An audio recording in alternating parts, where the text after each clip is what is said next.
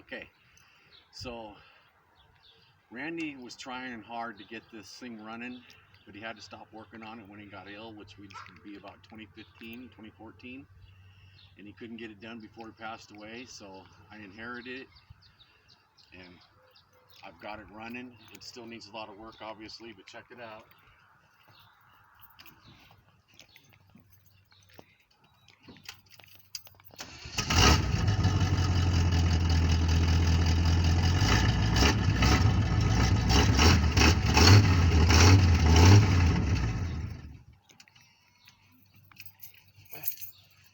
Today would be Randy's 65th birthday.